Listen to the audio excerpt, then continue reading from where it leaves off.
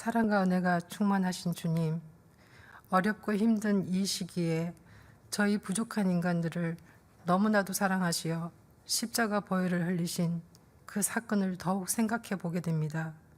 주님께서 기뻐하시며 원하시는 모습이 무엇인지를 깊이 생각하며 깨닫는 기회가 되기를 이 험난하고 지난한 고통과 삶의 연속을 통하여 모든 그리스도인들이 깨닫기를 간절히 원하옵니다.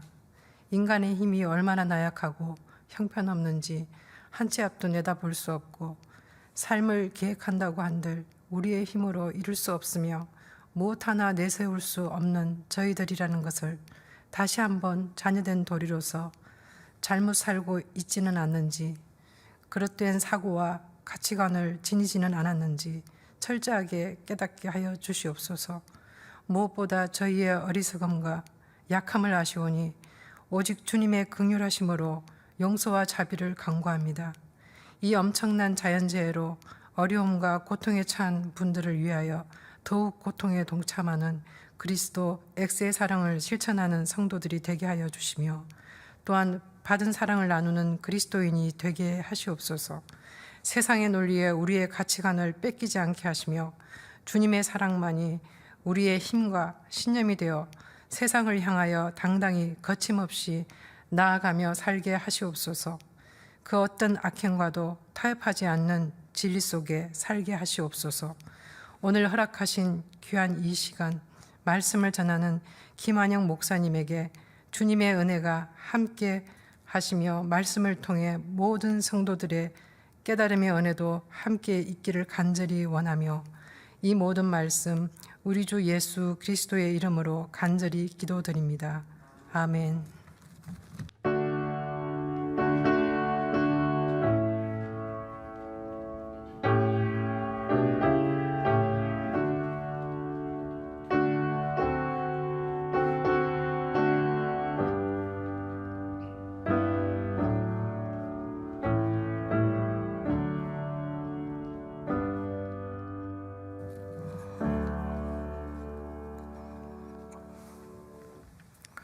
휴대폰 전원이 꺼져 있거나 무음으로 되어 있는지 확인해 주시기 바랍니다.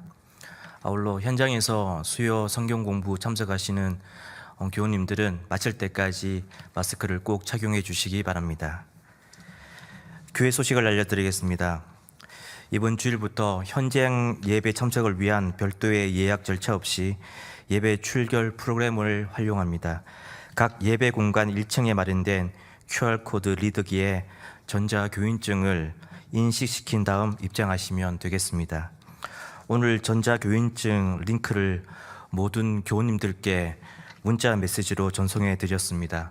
받지 못한 교우님은 교구 교육자에게 문의해 주시기 바랍니다. 자세한 내용은 홈페이지 팝업창을 참고해 주시기 바랍니다. 오늘 함께 나누실 하나님의 말씀은 민수기 7장 1절에서 17절 말씀입니다. 구약성경 204쪽입니다. 민수기 7장 1절에서 17절 말씀을 한 절씩 교독하시겠습니다. 모세가 장막 세우기를 끝내고 그것에 기름을 발라 거룩히 구별하고 또 그 모든 기구와 제단과 그 모든 기물에 기름을 발라 거룩히 구별한 날에 이스라엘 지휘관들 곧 그들의 조상의 가문의 우두머리들이요 그 지파의 지휘관으로서 그 계수함을 받은 자의 감독된 자들이 헌물을 드렸으니 그들이 여호와께 드린 헌물은 덮개 있는 수레 6대와 소 12마리니 지휘관 2사람의 소래가 하나씩이요 지휘관 1사람의 소가 1마리씩이라. 그것들을 장막 앞에 드린지라. 여호와께서 모세에게 말씀하여 이르시되 그것을 그들에게서 받아 레위인에게 주어 각기 직임대로 회막 봉사에 쓰게 할지니라. 모세가 수레와 소를 받아 레위인에게 주었으니 곧 게르손 자손들에게는 그들의 직임대로 수레 2과 소 4마리를 주었고 무라리 자손들에게는 그들의 직임대로 수레 4과 소 8마리를 주고 제사장 아론의 아들 이다말에게 감독하게 하였으나 고아 자손에게는 주지 아니하였으니 그들의 성소의 직임은 그 어깨로 매는 일을 하는 까닭이었더라. 제단에 기름을 바르던 날에 주의관들이 제단의 봉헌을 위하여 헌물을 가져다가 그 헌물을 제단 앞에 드리니라. 여호와께서 모세에게 이르시기를 주의관들은 하루 한 사람씩 제단의 봉헌물을 드릴지니라 하셨더라. 첫째 날에 헌물을 드린 자는 유다 지파 암미나답의 아들 나손이라. 그의 헌물은 성소의 세겔로 130세겔 무게의 음반 하나와 70세겔 무게의 은발이 하나라. 이 두 그릇에는 소재물로 기름 섞은 고운 가루를 채웠고 또 10세겔 무게의 금그릇 하나라. 그것에는 향을 채웠고 또 번제물로 수송아지 한 마리와 순양 한 마리와 1년 된 어린 순양 한 마리이며 속죄제물로 순염소 한 마리이며, 다 같이 읽겠습니다. 화목제물로 소 2마리와 순양 5마리와 순염소 5마리와 1년 된 어린 순양 5마리라. 이는 암미나답의 아들 나손의 헌물이었더라. 아멘.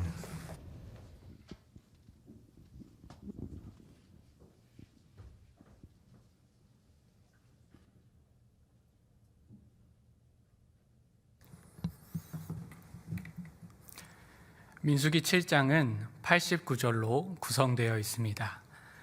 1절부터 11절은 장막이 완성된 후 12지파의 지휘관들이 하나님께 헌물을 드립니다. 12절부터 83절까지는 12지파가 하나님께 드린 제사의 내용이며 12지파의 지휘관 이름만 변경되고 동일하게 12번 반복됩니다. 84절부터 89절은 12지파가 하나님께 드린 봉헌물들의 총합을 열거하고 하나님이 모세에게 말씀하시는 장면으로 마무리가 됩니다. 오늘 말씀을 17절까지만 읽었지만 89절을 통해 하나님께서 우리에게 말씀하시고자 하시는 것을 함께 살펴보겠습니다. 어떤 책을 읽든지 가장 첫 문장은 매우 중요합니다. 민수기 7장을 읽을 때도 첫 절을 유심히 보아야 합니다. 함께 본문 1절을 읽도록 하겠습니다. 시작. 모세가 장막 세우기를 끝내고 그것에 기름을 발라 거룩히 구별하고 또 그 모든 기구와 제단과 그 모든 기물에 기름을 발라 거룩히 구별한 날에. 오늘 본문은 모세가 장막 세우기를 끝내고 라고 말하며 시대적 배경을 명시하고 있습니다. 모세가 장막 세우기를 끝냈을 때는 언제입니까? 출애굽기 40장 17절을 제가 봉독하겠습니다. 둘째의 첫째 달 곧 그 달 초하루에 성막을 세우니라. 이스라엘 백성이 장막 세우기를 끝낸 시기는 둘째 해 첫째 달 곧 그 달 초하루라고 기록되어 있습니다. 출애굽한 지 2년째 되는 날 1월 1일입니다. 이때 모세는 모든 기구와 제단과 기물에 기름을 바르며 거룩히 구별하는 작업을 했습니다. 세울 때는 장막이었으나 무엇을 통해 거룩한 성막이 되었습니까? 기름을 발라 거룩히 구별하여 장막이 성막이 되었습니다. 기름을 바르는 것은 사람이나 기구들을 구별하여 특별하게 사용하기 위함입니다. 이스라엘의 초대왕 사울, 그 다음 왕 다윗, 다윗의 아들 솔로몬 모두 왕이 될 때 무엇을 받았지요? 바로 기름 부음을 받았습니다. 이처럼 성경에서 기름을 바른다는 것은 거룩하게 구별된다는 것을 의미합니다. 모세는 장막뿐만 아니라 모든 기구와 제단과 모든 기물에 기름을 발라 거룩히 구별하여 하나님을 섬기기 위한 도구가 되도록 하였습니다. 그렇다면 오늘을 살아가는 우리가 거룩하게 되기 위해서는 무엇을 해야 하겠습니까? 문자적으로 우리도 기름 부음을 받아야 할까요? 구약의 기름 부음은 신약에서 성령을 상징합니다. 우리 함께 성경 요한일서 2장 20절을 함께 찾아보겠습니다. 함께 성경 요한일서 2장 20절과 27절 이 두 절 함께 읽어보겠습니다. 요한일서 2장 20절과 27절입니다. 먼저 20절 읽겠습니다. 너희는 거룩하신 자에게서 기름 부음을 받고 모든 것을 아느니라. 27절 읽겠습니다. 너희는 주께 받은 바 기름 부음이 너희 안에 거하나니 아무도 너희를 가르칠 필요가 없고 오직 그의 기름 부음이 모든 것을 너희에게 가르치며 또 참되고 거짓이 없으니 너희를 가르치신 그대로 주 안에 거하라. 아멘. 오늘날 우리는 성령님으로 인해 거룩하게 됩니다. 우리가 거룩한지 아닌지는 겉모습으로 판단하는 것이 아니라 우리 안에 성령님의 임재와 내주하심이 있는지를 통해서 확인할 수 있습니다. 모세는 기름을 발라 장막과 제단 그리고 모든 기구들을 거룩히 구별하였습니다. 그때 모세 앞으로 한 무리가 다가왔습니다. 함께 본문 2절을 읽도록 하겠습니다. 이스라엘 지휘관들 곧 그들의 조상의 가문의 우두머리들이요 그 지파의 지휘관으로서 그 계수함을 받은 자의 감독된 자들이 헌물을 드렸으니 모세가 장막에 기름을 발라 거룩히 구별하였을 때 이스라엘의 지휘관들이 나왔습니다. 이들은 가문의 우두머리들로 민수기 1장에서 계수함을 받은 자들이며 12지파의 지휘관들입니다. 이들은 빈손으로 오지 않고 헌물을 가지고 왔습니다. 그들이 여호와께 드린 헌물은 본문 3절에 기록되어 있습니다. 함께 본문 3절을 읽겠습니다. 그들이 여호와께 드린 헌물은 덮개 있는 수레 6대와 소 12마리이니 지휘관 2사람의 수레가 하나씩이요 지휘관 1사람의 소가 1마리씩이라. 그것들을 장막 앞에 드린지라. 지휘관들이 드린 헌물은 자원하여 하나님께 드린 것입니다. 여호와께 드린 헌물은 덮개 있는 수레 6대와 소 12마리였습니다. 수레에 덮개가 있다는 것은 광야를 지날 때 모래바람이나 눈과 비로부터 여호와의 성물을 보호하는 역할을 하였습니다. 또한 이 헌물들은 장막 앞에 드렸는데 장막 앞에 드렸다는 것은 여기서 드린 소들은 제물로 쓰는 짐승들이 아니기에 장막 안으로 드릴 수 없고 장막 앞에 위치해야 했습니다. 이들의 헌물이 통일된 것을 보면 지휘관들이 서로 사전에 논의하여 여호와께 드릴 헌물을 준비했다는 것을 알 수 있습니다. 우리 하나님의 거하실 처소가 완성되면 우리가 무엇을 드릴까 하며 가장 필요한 것을 준비한 것입니다. 마치 집들이와 비슷합니다. 누군가의 집들이를 갈 때 무엇을 선물로 준비하십니까? 그 집에 가장 필요하다고 생각되는 것을 준비합니다. 지휘관들도 하나님이 거하실 장막에 필요한 것을 서로 상의하여 준비하였습니다. 이들이 드린 헌물을 하나님께서 받아주시고 어디에 사용할지 친히 말씀하여 주십니다. 함께 본문 5절을 읽겠습니다. 그것을 그들에게서 받아 레위인에게 주어 각기 직임대로 회막 봉사에 쓰게 할지니라. 하나님은 모세를 통하여 지휘관들이 드린 헌물을 레위인에게 각기 직임대로 회막 봉사에 사용하게 하셨습니다. 레위인들은 성막이 이동할 때 모든 기구들을 챙기는 역할을 감당했습니다. 광야 생활을 하는 이들은 기구를 옮길 때 많은 어려움이 있었고 12지파의 지휘관들은 레위지파가 성막 기구들을 옮겨야 하는 것을 알고 있었기에 공동체의 필요성을 알고 여호와께 드릴 헌물을 준비한 것입니다. 이처럼 하나님을 믿는 공동체는 서로의 필요를 채우며 나아가야 합니다. 우리가 공동체의 필요성을 알고도 모른 채 한다면 그 모습은 하나님이 원하시는 공동체의 모습이 아닐 것입니다. 우리 각자의 공동체에 필요한 것이 무엇인지 돌아보기를 원합니다. 지금 내가 속한 가정에 필요한 것은 무엇입니까? 혹 서로에 대한 사랑이 필요하지는 않습니까? 서로에 대한 배려와 따스한 말 한마디가 필요하지는 않습니까? 또한 우리가 속한 신앙 공동체와 우리가 속한 일터에는 무엇이 필요합니까? 깊게 생각해 본 후 그 필요를 채우기 위해 부단히 노력해야 할 것입니다. 그런데 여기서 하나 더 주목해야 하는 것은 성막이 완성되자마자 수레와 소를 준비하며 움직일 준비를 했다는 것입니다. 방금 장막이 완성되었는데 이동을 준비합니다. 이스라엘 장막은 언제 그리고 어떻게 움직입니까? 하나님께서 낮에는 구름 기둥으로 밤에는 불 기둥으로 인도하십니다. 그래서 자신들의 뜻대로가 아니라 하나님의 뜻대로 이동해야만 했습니다. 구름 기둥과 불 기둥이 멈추면 장막을 설치하고 출발하면 장막을 걷고 이동하는 것입니다.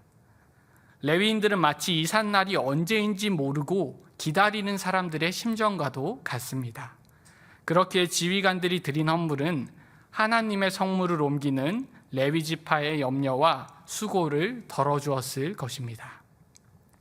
장막이 완성되자마자 이동을 준비한 것처럼 이것을 우리의 삶에 대입해 보기를 원합니다. 고인물은 어떻게 됩니까? 고인물은 썩게 됩니다. 이것처럼 신앙생활도 안주하고 정체하게 된다면 썩어질 수밖에 없습니다. 그렇게 우리의 신앙생활도 어느 순간 만족하고 멈추는 것이 아니라 지속적으로 하나님의 뜻을 따라 움직일 준비를 해야 합니다. 코로나19로 인해 우리의 신앙생활에 많은 변화가 생겼습니다.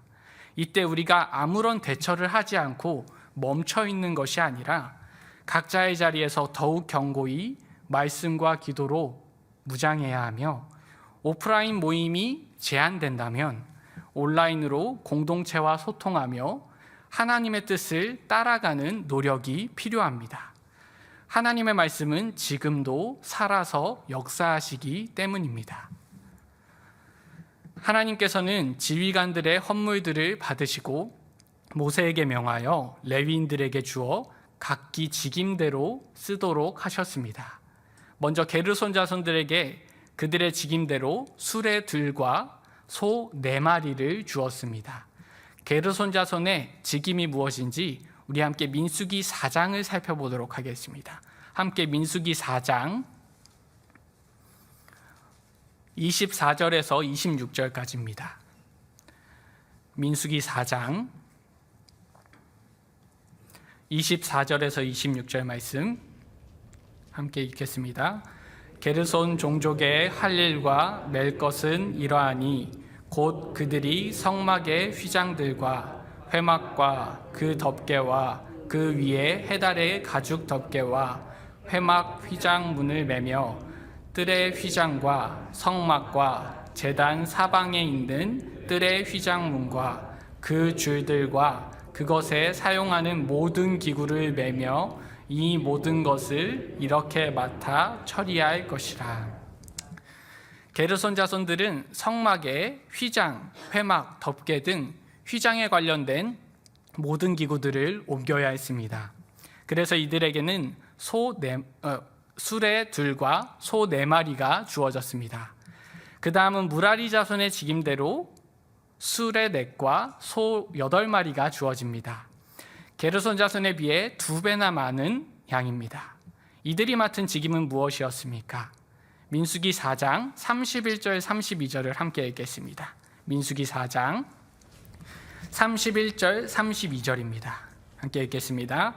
그들이 직무를 따라 회막에서 할 모든 일 곧 그 맬 것은 이러하니 곧 장막의 널판들과 그 띠들과 그 기둥들과 그 받침들과 뜰 둘레의 기둥들과 그 받침들과 그 말뚝들과 그 줄들과 그 모든 기구들과 그것에 쓰는 모든 것이라. 너희는 그들이 맡아 맬 모든 기구의 품목을 지정하라. 무라리 자손들은 게르손 자손에 비해 더 많은 기구들을 옮겨야 했습니다. 다른 것들도 무게가 나가지만 성막의 말뚝은 무게가 많이 나갔습니다. 성막의 말뚝 무게는 출애굽기 38장 27절에 나오는데 제가 출애굽기 38장 27절을 봉독하겠습니다. 은 100달란트로 성소의 받침과 휘장문의 기둥 받침을 모두 100개를 부어 만들었으니 각 받침마다 한 달란트씩 모두 100달란트요. 성소의 받침과 휘장문의 기둥 받침의 무게는 은 100달란트라고 기록되어 있습니다. 말뚝의 무게만 해도 100달란트가 됩니다. 한 달란트는 약 34kg에 해당하므로 무라리 자손은 3톤이 넘는 말뚝을 옮겨야 하는 어려운 일을 감당하였고 이에 많은 소와 수레를 할당받게 되었습니다. 이제 지휘관들이 여호와께 가지고 온 헌물을 모두 분배했습니다. 그런데 아직 레위 자손 중 고앗 자손이 남았습니다. 이들은 왜 헌물을 분배받지 못했습니까? 함께 오늘 본문 민수기 7장 9절을 읽도록 하겠습니다. 고앗 자손에게는 주지 아니하였으니 그들의 성소의 직임은 그 어깨로 매는 일을 하는 까닭이었더라. 고앗 자손들의 직임은 성소의 기구들을 어깨에 메고 가는 것입니다. 그러나 절대로 성물은 만지지 않아야 했습니다. 만지면 그들이 죽는다고 민수기 4장에서 하나님이 말씀하셨고 실제로 우리가 지난 1학기 구역 성경 공부에서 배운 것처럼 고앗 자손 중 누가 하나님의 궤를 붙들었다가 죽게 되었습니까? 우사가 잘못으로 하나님의 궤에 손을 대었다가 죽게 되었습니다. 이렇게 지휘관들이 낸 모든 헌물들은 레위 지파에게 분배가 되었습니다. 하나님은 직임에 따라 적재적소에 필요한 것을 채워주는 분이십니다. 무라리 자손이나 게르손 자손에게 수레나 소가 하나도 없었다면 아마 그들은 하나님을 원망했을 것입니다. 그러나 신실하신 하나님은 지휘관들의 자원을 통해 그들의 필요를 채워주셨습니다. 하나님은 감당할 수 있을 만큼의 열심과 헌신을 요구하는 분이십니다. 지휘관들은 이어 제단 봉헌을 위해 헌물을 가져왔고 그것을 보신 하나님께서 모세를 통해 말씀하여 주십니다. 함께 본문 10절과 11절을 읽겠습니다. 제단에 기름을 바르던 날에 지휘관들이 제단의 봉헌을 위하여 헌물을 가져다가 그 헌물을 제단 앞에 드리니라. 여호와께서 모세에게 이르시기를 지휘관들은 하루 한 사람씩 제단에 봉헌물을 드릴지니라 하셨더라. 하나님은 지휘관들이 제단의 봉헌을 위하여 헌물을 가져온 것을 보시고 하루 한 사람씩 제단에 봉헌을 드리라고 명령하십니다. 12명의 지휘관들이 함께 왔을 텐데 하나님은 그들을 돌려보내시고 하루 한 사람씩 나와서 제단에 봉헌을 드리라고 말씀하십니다. 왜 하나님은 하루 한 사람씩 봉헌물을 내라고 하셨을까요? 본문 12절부터 12번 반복하여 봉헌하는 모습을 기록합니다. 어떤 면에서는 반복되는 제사의 모습이 효율적으로 보이지 않습니다. 12지파가 함께 제단에 봉헌물을 드리면 시간도 절약되고 많은 제물을 한꺼번에 드리며 화려한 제사를 드릴 수 있을 것 같은데 하나님은 그것을 원하지 않으셨습니다. 첫째 날 헌물을 드린 지파는 어디입니까? 함께 본문 12절을 읽도록 하겠습니다. 첫째 날에 헌물을 드린 자는 유다 지파 암미나답의 아들 나손이라. 첫째 날에는 유다 지파에서 헌물을 드렸고 제물을 바치는 지파별 순서와 지도자는 성막을 중심으로 진을 치는 순서이자 행군할 때의 순서와 동일합니다. 지파별로 드린 헌물의 수량 역시 동일하고 하나님의 명령대로 12일간 지속됩니다. 어떤 제사들을 드렸는지 함께 본문 13절과 14절을 읽겠습니다. 그의 헌물은 성소의 세겔로 130세겔 무게의 음반 하나와 70세겔 무게의 은발이 하나라. 이 두 그릇에는 소재물로 기름 섞은 고운 가루를 채웠고 또 10세겔 무게의 금그릇 하나라. 그것에는 향을 채웠고. 먼저 소재가 나옵니다. 소재는 하나님께 대한 충성과 감사의 표시로 드리는 제사로 유일하게 피 없이 드리는 곡식 제사입니다. 유다 지파는 소재를 위해 음방과 은발이 금그릇을 준비하였습니다. 그리고 음방과 은발이에는 기름 섞은 고운 가루를 채웠고 금그릇에는 향을 채웠습니다. 소재를 드릴 때 중요한 것이 있는데 제물을 제단으로 가져오기 전에 집에서 제물을 준비하는 것입니다. 제물을 준비하는 과정 자체가 소재를 드림의 시작이 됩니다. 하나님은 12지파에게 음방과 금그릇을 원한 것이 아니라 그것들에 채우는 곡식을 원하셨고 그 곡식들은 삶 속에서 준비가 되어야 했습니다. 이것이 무엇을 의미합니까? 우리 교회 신앙의 목표와 같이 생활의 예배화가 돼야 되는 것입니다. 또한 빈 그릇이 아니라 그릇을 채움으로 하나님께 나아가고 있습니다. 삶 속에서 곡식을 준비하는 것은 우리 삶에서 무엇이 되겠습니까? 매일 주님 앞에 말씀과 기도로 그릇을 가득 채우고 가정과 직장에서 만나는 모든 이들에게 그리스도의 향기를 전하는 모습을 가득 채운 후에 주일 예배에 나와야 하는 것입니다. 다음으로 드린 제사와 헌물은 무엇입니까? 함께 본문 15절을 읽겠습니다. 또 번제물로 수송아지 한 마리와 순양 한 마리와 1년 된 어린 순양 한 마리이며 다음으로 번제를 드립니다. 번제는 제물을 조금도 남김없이 온전히 태워서 하나님께 향기로운 냄새를 드림으로 하나님의 진노를 달래고 예배자의 죄를 완전히 소멸하는 것입니다. 번제를 드리는 사람은 번제물의 머리에 안수하여 자신의 죄를 전가했는데 이것은 신약에 와서 그리스도에 의해 성취되었습니다.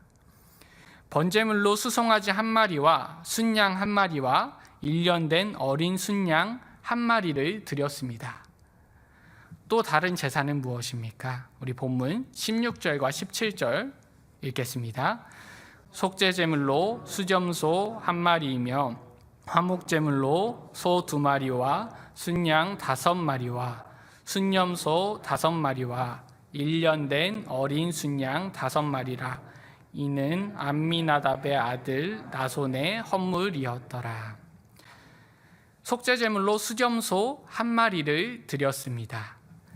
속죄제를 뜻하는 히브리어 핫하트는 관역에서 벗어나다, 죄를 짓다, 속죄물을 드리다를 뜻하는 하타에서 파생된 것으로 하나님의 법에서 떠난 죄로부터 청결과 속죄함을 얻기 위한 제사입니다.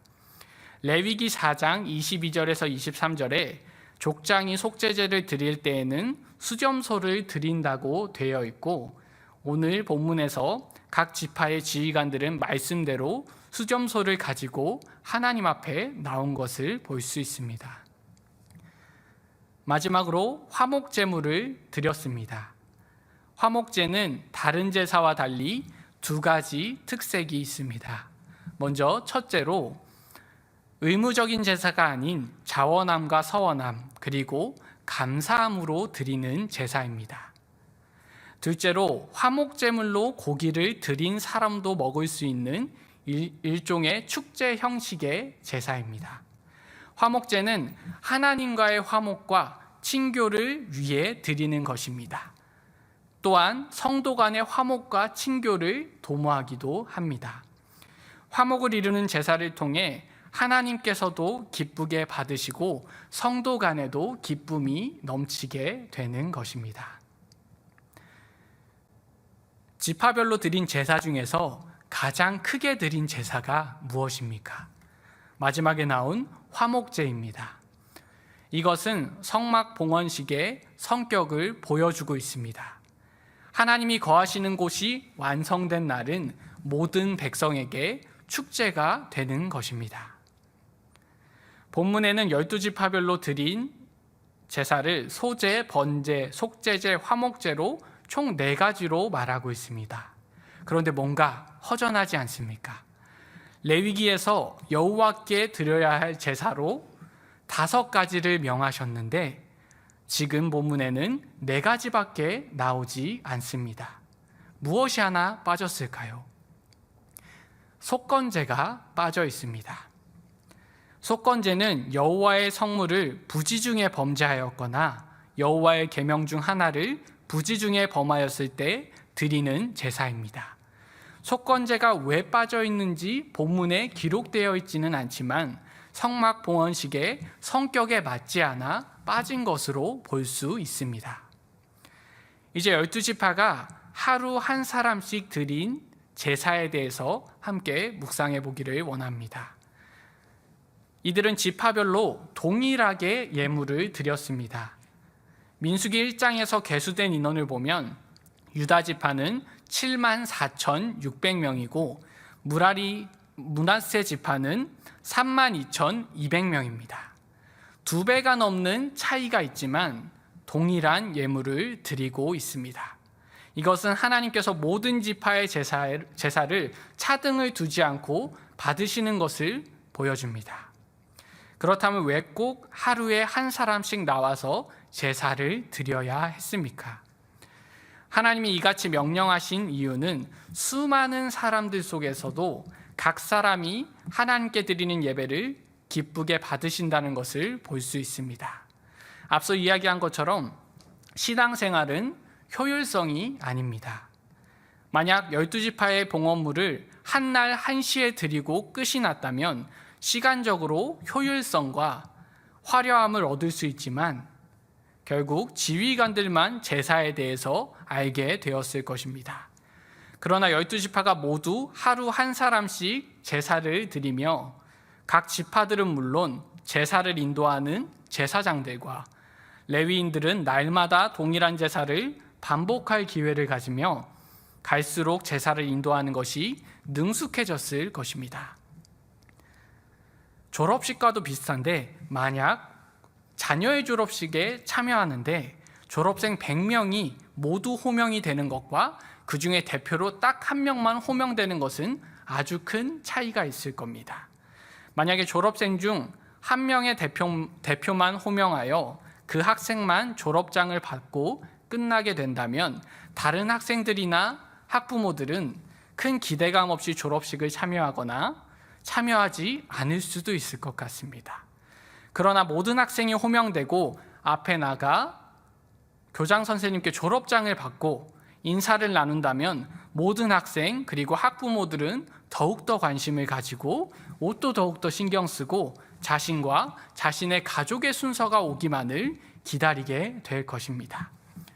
12지파는 매일 하루 한 지파씩 드려지는 제사를 통해서 제사 드리는 방법을 몸소 체험하고 묵상할 수 있게 되었습니다. 우리 교회에는 남녀 성교회가 없습니다. 많은 교회에서 성교회라고 이름만 있지 친목회가 되는 일들이 종종 있기 때문입니다. 혹 이전에 다른 교회에서 신앙생활을 해보셨다면 무슨 회 헌신예배 혹은 주간예배를 드려보셨거나 아니면 참석해서 실제로 인도해 보셨을 것입니다. 보통 주간 예배를 드리면 예배를 회중석에서만 드릴 때는 발견하지 못했던 부분들을 발견하게 됩니다. 사전에 예배를 준비하고 인도를 하고 성경 봉독을 하고 특송도 하고 시작부터 끝까지 모든 순서에 관심을 가지게 됩니다. 이와 같이 하나님께서는 12지파가 하루 한 사람씩 나와서 모두가 제사에 참여하여 제사를 알아가고 관심을 가지도록 인도하신 것입니다. 우리가 100주년 기념교회 등록교인이라고 해서 하나님께서 우리의 예배를 받아주시는 것이 아니라 각자가 하나님께 온전히 나아가야 합니다. 그리고 한 사람 한 사람이 예배의 손님이 아니라 주체적으로 나아가야 하는 사람들이어야 합니다. 각 지파가 순서에 따라 제사를 드리며 참여하는 신앙생활을 한 것처럼 우리도 각자 한 사람이 예배에 마음을 다하고 힘을 다하여 참여해야 할 것입니다. 신앙생활은 다른 이가 대신 해줄 수가 없습니다. 말씀을 보는 것도, 기도를 하는 것도, 예배를 드리는 것도 다른 누군가가 해주는 것이 아니라 우리가 스스로 주님 앞에 나아가야 합니다. 이곳 함께 말씀을 듣고 또 온라인으로 말씀을 함께 듣는 모든 성도님들의 예배가 온전히 하나님께 드려질 수 있도록 각자 주체적으로 신앙생활을 하시기를 간절히 소망합니다. 12지파가 모두 봉헌물을 드리고 그 내용물들을 모두 정리하여 본문에서 말미에 기록합니다. 함께 오늘 본문 84절과 88절까지 함께 읽겠습니다. 84절부터 88절입니다. 84절부터 88절까지 함께 읽겠습니다. 이는 곧 제단에 기름 바르던 날에 이스라엘 지휘관들이 드린 바 제단의 봉헌물이라. 은 쟁반이 12리오, 은 바리가 12리오, 은 그릇이 12리니 은 쟁반은 각각 130세겔 무게요, 은 바리는 각각 70세겔 무게라. 성소의 세겔로 모든 기구의 은이 모두 2400세겔이요. 또 향을 채운 금 그릇이 12리니 성소의 세겔로 각각 10세겔 무게라. 그 그릇의 금이 모두 120세겔이요. 또 번제물로 수송아지가 12마리요, 순양이 12마리요, 1년 된 어린 순양이 12마리요. 그 소제물이며 속죄제물로 수점소가 12마리이며 화목제물로 수소가 24마리요, 순양이 60마리요, 수점소가 60마리요, 1년 된 어린 순양이 60마리라. 이는 제단에 기름 바른 후에 드린 바 제단의 봉헌물이었더라. 이들이 드린 헌물은 자원하여 기쁨으로 드린 것이고 적은 양이 아닙니다. 각 지파별로 동일하게 헌물을 드렸기에 은방과 은발이 금그릇이 모두 12개입니다. 성소의 세겔이란 성막에서 통용되는 표준 무게이며 은으로 된 기구들의 총합은 2400세겔로 약 30kg의 무게였고 금그릇은 13개의 무게로 총합이 120세겔로 약 10kg를 헌물로 드렸습니다. 또한 각종 소제물들과 가축들도 하나님께 넘치게 드린 것을 볼 수 있습니다. 지파들이 헌물을 드릴 때 하나님과의 교제가 형성됩니다. 헌물은 상호 관계적입니다. 선물로 표현하자면 선물을 준비하는 사람, 드리는 사람과 또한 받는 사람이 모두 기쁨과 감사로 가득 차게 되는 것입니다. 12지파가 하나님께 봉헌물을 드린 결과는 무엇인지 오늘 본문 마지막 절이 증거합니다. 함께 본문 89절을 읽겠습니다. 모세가 회막에 들어가서 여호와께 말하려 할 때에 증거계 위 속죄소 위에 두 그룹 사이에서 자기에게 말씀하시는 목소리를 들었으니 여호와께서 그에게 말씀하심이었더라. 모세가 회막에 들어가자 하나님께서는 증거계 위 속죄소 위에 두 그룹 사이 위에서 말씀하여 주셨습니다. 속죄소는 증거계 상단을 덮고 있는 뚜껑입니다. 이 속죄소에는 하나님을 수행하며 그분의 영광과 거룩을 온전히 보호하는 역할을 하는 천사, 곧 그룹의 두 형상이 정금으로 만들어져 있습니다. 속죄소는 죄의 속함, 용서, 화해 등의 상징적 의미가 내포되어 있어서 쉬운 자라고도 부릅니다. 여기서 말씀하시는 이라는 단어의 원어는 말하다, 그리고 선포하다라는 의미 외에 이야기하다라는 의미도 가지고 있습니다. 하나님은 일방적으로 모세에게 말씀하신 것이 아니라 대화하시고 소통하신 것입니다. 모세가 하나님의 말씀을 듣는 장면이 너무나도 평이하게 기록되어 있지만 속죄소가 어떤 곳이냐면 1년에 한 번 대속죄일에 대제사장만이 들어갈 수 있는 장소입니다. 그만큼 위엄과 거룩함이 가득한 곳인데 모세는 하나님과의 대화를 위해 언제든지 그곳을 출입하고 있었습니다. 그만큼 하나님께서 지파들의 헌물을 기쁘게 받아주시고 이스라엘 백성의 지도자인 모세와 친밀한 관계를 가져주신 것입니다. 하나님은 언제나 우리와 교제하기를 원하시는 분이십니다. 본문에는 모세와 친밀히 관계를 가져주신 것으로 나와 있지만 이것은 말씀이신 예수 그리스도의 성육신으로 인해 현재 우리 한 명 한 명과 친밀히 교제하기를 원하고 계십니다. 그런데 혹시 우리와 하나님과의 관계를 가로막는 부족한 한 가지가 우리 안에 있지는 않습니까? 오늘 본문에서는 하루 한 사람씩 하나님께 나아가고 자신의 예물을 자원하여 하나님께 드린 모습을 보여주고 있습니다.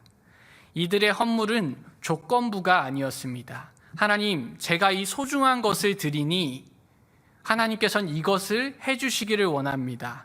혹은 하나님, 제가 이만큼은 드렸으니 이것은 해결해 주시기를 원합니다. 라고 말하지 않습니다.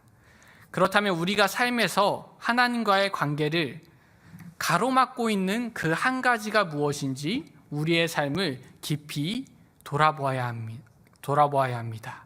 무엇이 우리와 하나님과의 관계를 가로막고 있습니까?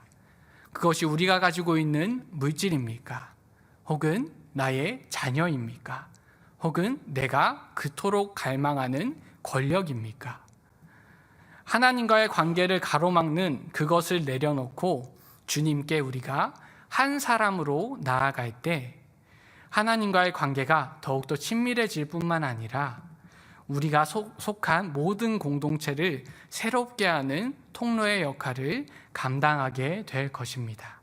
오늘 이 말씀들을 기억하시며 매일의 삶을 주님께 드리며 살아가시기를 간절히 소망합니다.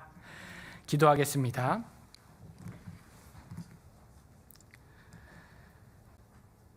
하나님, 자원하여 주님 앞에 나아간 12지파처럼 우리의 신앙생활이 기쁨과 자원함으로 주님께 나아가기를 소망합니다. 하나님을 섬기고 공동체를 섬기며 주님의 뜻대로 움직이는 삶을 살아가도록 인도하여 주시옵소서. 많은 사람들 중에서도 한 사람 한 사람의 예배를 받으시는 하나님을 기억하며 각자의 삶을 주님이 기뻐 받으시도록 부단히 노력하게 하시고 하나님께 나아가지 못하게 하는 그 한 가지를 이 시간 주님 앞에 드리며 나아가게 하시옵소서. 예수님의 이름으로 기도드립니다. 아멘. 찬송가 214장을 함께 부르시겠습니다. 찬송가 214장입니다.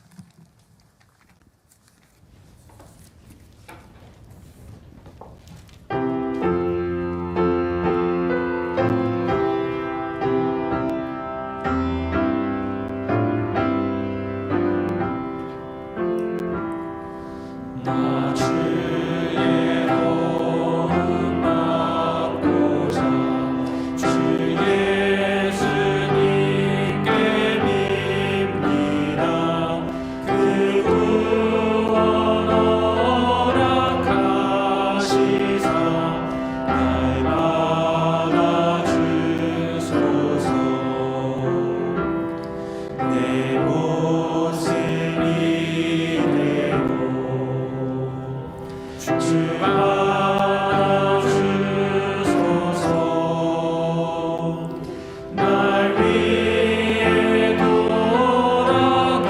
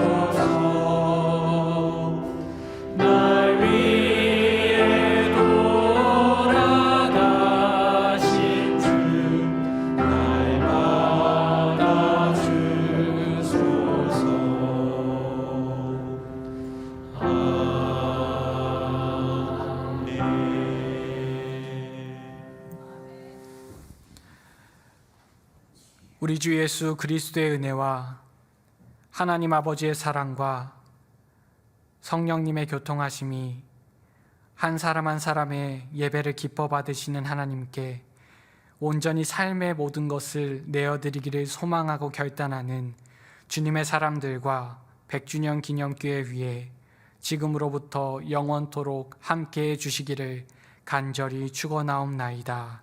아멘.